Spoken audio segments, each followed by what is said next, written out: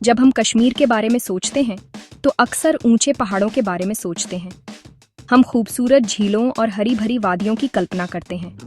यह जगह वाकई किसी कहानी की किताब में बनी तस्वीर जैसी है।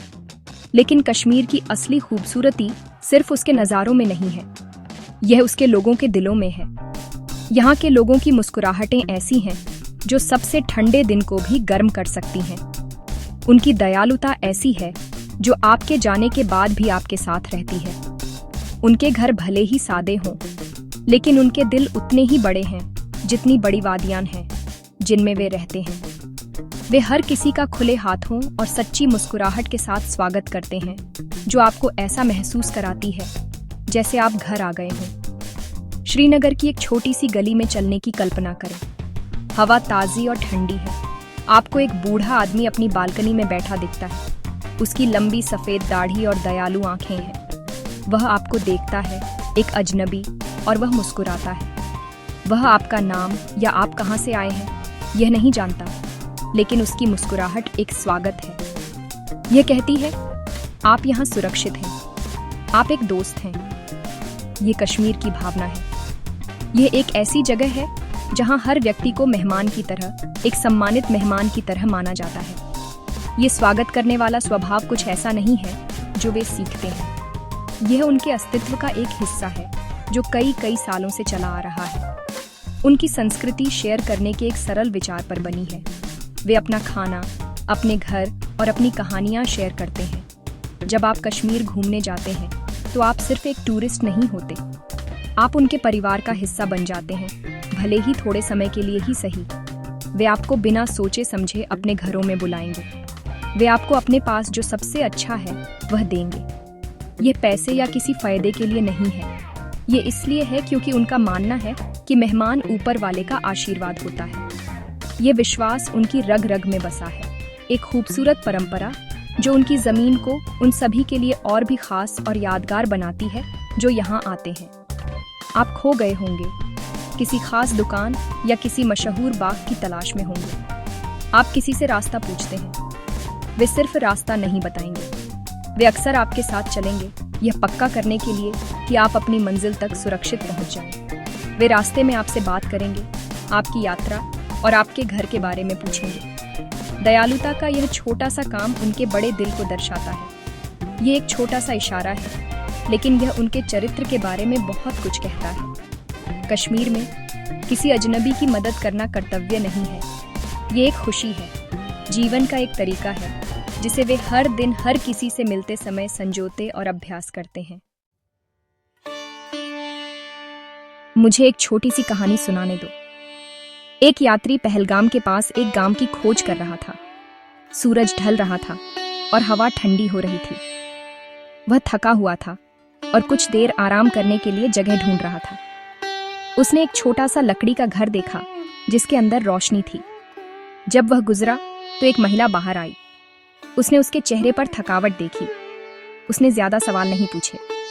उसने बस कहा, अंदर आ जाओ बेटा, तुम ठंडे लग रहे हो, मैं तुम्हारे लिए कुछ कहवा बनाती हूँ। कहवा मसालों और बादाम वाली एक खास कश्मीरी चाय है, एक ऐसा पेय जो आपको अंदर से गर्म करता है। यात्री अंदर गया। घर आरामदायक था और उसमें लकड़ी के धुएं और मसालों की महक भरी हुई थी। परिवार इकट्ठा हो गया। बच्चों ने उसे उत्सुक आंखों से देखा। पिता ने उससे उसकी यात्रा के बारे में पूछा। उनके पास ज्यादा कुछ नहीं था, लेकिन उन्होंने उसे अपना सब कुछ दिया। उन्होंने उसे एक गर्म कंबल और बैठने के लिए एक आरामदायक जगह दी।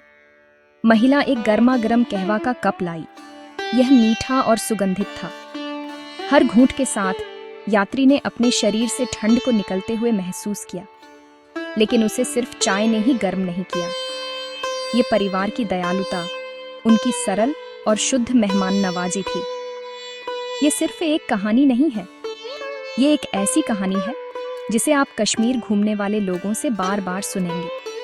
अगर आपकी गाड़ी किसी सुनसान सड़क पर खराब हो जाती है तो कोई न कोई मदद करने के लिए रुक जाएगा।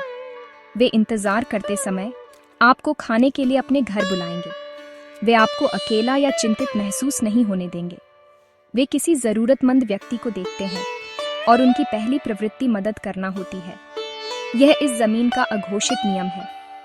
मेहमान नवाजी उनकी परंपरा, उनका गौरव है। यह उनकी संस्कृति का एक खूबसूरत हिस्सा है जो सभी के देखने और अनुभव करने के लिए चमकता है।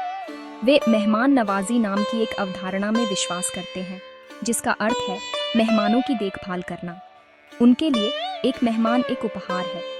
इससे कोई फर्क नहीं पड़ता कि मेहमान अमीर है या गरीब, पास के शहर से है या दूर के देश से।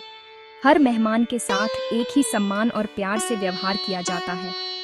वे अपनी रोटी, अपनी कहानियाँ और अपनी हंसी शेयर करेंगे। जब आप किसी कश्मीरी परिवार के साथ बैठते हैं तो आपको एक जुड़ाव महसूस होता है। आपको ऐसा लगता है जैसे आप उनकी दुनिया का हिस्सा हैं। यह अनुभव किसी भी खूबसूरत नज़ारे या घाटी से वापस ले जाने वाली किसी भी यादगार चीज से ज्यादा कीमती है। आइए एक छोटे से कश्मीरी गांव में एक दिन टहलते हैं। सुबह जल्दी शुरू होती है। हवा में चिड़ियों की आवाज और पास की एक धारा का धीमा बहाव भरा होता है। महिलाएं अपने घरों से बाहर निकलती हैं, रंगीन कपड़ों में सजी हुई। वे एक दूसरे का गर्मजोशी से अस्सलामु अलैकुम कहकर अभिवादन करती है, जिसका अर्थ है आप पर शांति हो।